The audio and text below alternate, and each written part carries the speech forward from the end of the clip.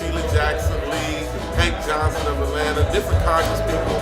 I worked with a guy who's now the Prime Minister of the UK, Dave Cameron, on a safety teaching initiative in the UK. But then when I came home, high unemployment, more young people were killed, foreclosure, man, education is at an all-time low, our schools were failing. But then young people were surprised that Rhymefest lived in their neighborhood. Oh, where do you live at? Over there. Man, did you fall off? Because you had to have fell off to come back here. You had to have fell off to talk to me.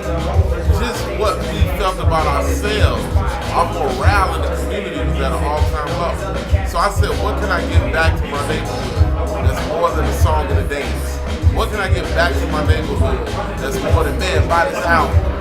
What I can give back is love. I can give my service back. I can give back my service. I can give back my love. I can give back my knowledge, what I knew, my wisdom. How do you create a business? How do you make a business sustainable? How do you make things grow? How do you manage your life? How do you redeem yourself from nothing? That's why I decided to run for office.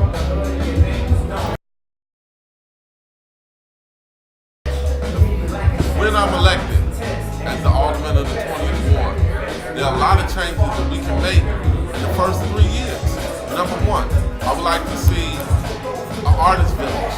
I would like to see, we have so many foreclosed homes. Why can't we take one of those homes, have a camera photography facility at the top, dance studio in the middle, and the basement have a state-of-the-art studio, but combine using the facility with community service hours and training. Okay, you want to use the studio? I'm going to need 50 community service hours from you. Meaning pick up a lot, safe passage, help young people on their way home from school, do some tutoring, do some mentoring.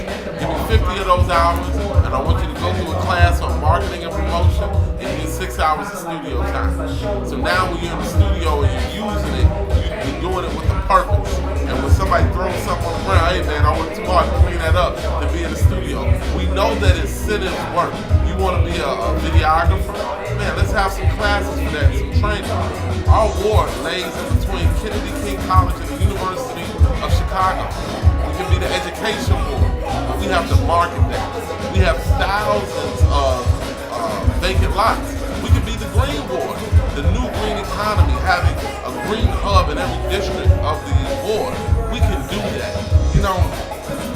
We have to clean our ward up. Basic services, having professionals in office that are dedicated to the community. So we can bring back precinct captains, a strong chamber of commerce, organization structure.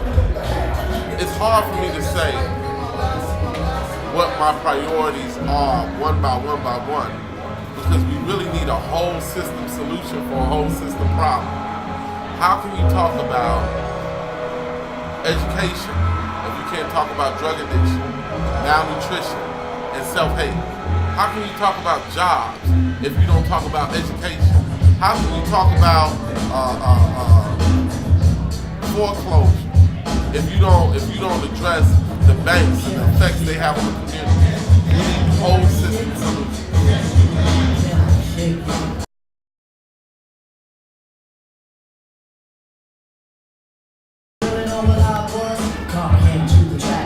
the 20th ward, we have 23,000 registered voters out of about 60,000 people that live in the community. Out of that 23,000 registered voters, only 7,000 people came out to vote. Roughly 7,000 people came out to vote. 32% of the vote came out. The majority of the registered voters didn't even come out to vote. There's apathy, there's disenfranchisement, there's disengagement. But this is what the people who have neglected our communities have depended on in order to take over our communities and enforce their agenda and not let our voice be heard. If you do a survey about people who complain about services, you get more than 23,000.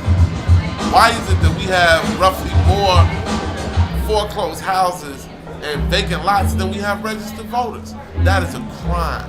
That is a third world country that we live in the third biggest city in the greatest country in the world.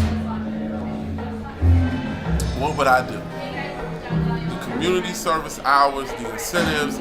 You know, the alderman gets tickets to the circus, the Universal Circus. Well, instead of just giving the tickets away randomly, why not combine that with community service hours so that people know, oh man, the alderman. Why not have a satellite office in every part of the ward?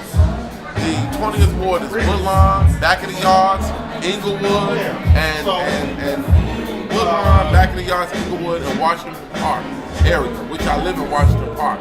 Is the camera all right, bro? Yeah. Alright, it's Woodlawn, back of the yards, Inglewood, and Washington Park. Why not have a satellite aldermanic office in each part of the ward where people can know where to go to get resources from the aldermanic office?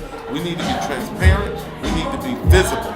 And I think that's the reason voter turnout is so low, is because people don't even know what the alderman is, who the alderman is, or what the alderman does. We're going to bring that knowledge to the community.